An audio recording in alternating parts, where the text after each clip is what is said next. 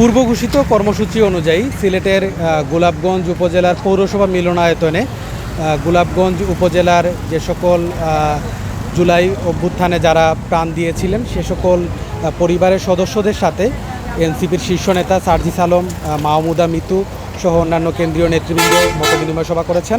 এবং সেই মতবিনিময় সভা শেষ করে তারা যখন ফিরছিলেন তখনই আসলে এই পৌরসভা প্রাঙ্গণটি অতিক্রম করার পর মূলত সিলেট এবং গোলাপগঞ্জ সড়কের পাশেই তাদের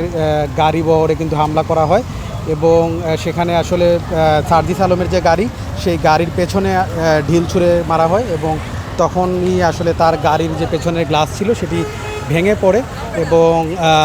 তারা আসলে যারা এই হামলাটি করেছিল এবং সে সকল পক্ষ থেকে আমরা শুনেছি যে ভুয়া ভুয়া স্লোগান সহ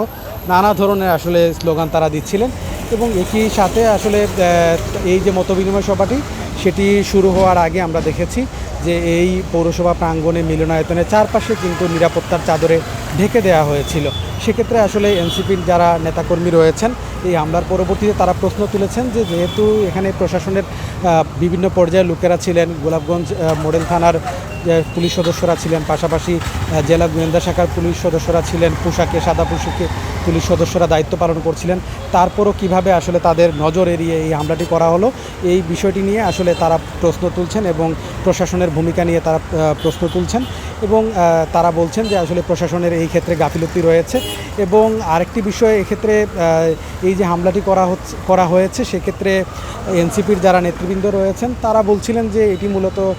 ছাত্রদলের পক্ষ থেকে এই হামলাটি করা হয়েছে। তবে এক্ষেত্রে আমরা ছাত্রদলের কোনো ধরনের বক্তব্য আমরা নিতে পারিনি এবং ছাত্রদলের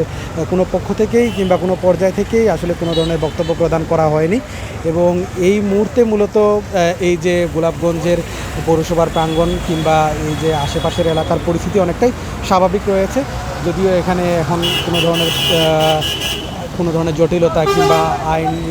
আইনি যে পরিস্থিতি রয়েছে সেই পরিস্থিতি এখন পর্যন্ত আমরা স্বাভাবিক দেখতে পাচ্ছি এবং জানিয়ে রাখা ভালো যে এনসিপির এই যে জুলাই পদযাত্রা সেটি কিন্তু আজকে আরও দুটি উপজেলায় অনুষ্ঠিত হওয়ার কথা রয়েছে। একটি হচ্ছে কানাইঘাট উপজেলা, পাশাপাশি অন্যটি হচ্ছে সিলেটের উসমানীনগর উপজেলায় সন্ধ্যার সময় এই পদযাত্রাটি অনুষ্ঠিত হওয়ার কথা রয়েছে এবং আগামীকালকেও কিন্তু সিলেটে এনসিপির এই জুলাই পদযাত্রা অনুষ্ঠিত হবে সিলেটের 3টি সীমান্তবর্তী উপজেলায় এবং সেটি আসলে এখন দেখার বিষয় যে আগামীকালকের পদযাত্রাকে ঘিরে কিংবা সামনের দিনের যে কর্মসূচিগুলো রয়েছে সেগুলোকে ঘিরে আসলে পরিস্থিতি কিংবা কতটুকু আসলে সামাল দিতে পারে আইনশৃঙ্খলা বাহিনী। তবে এনসিপি যারা নেতারা রয়েছেন তারা বলছেন যে যদি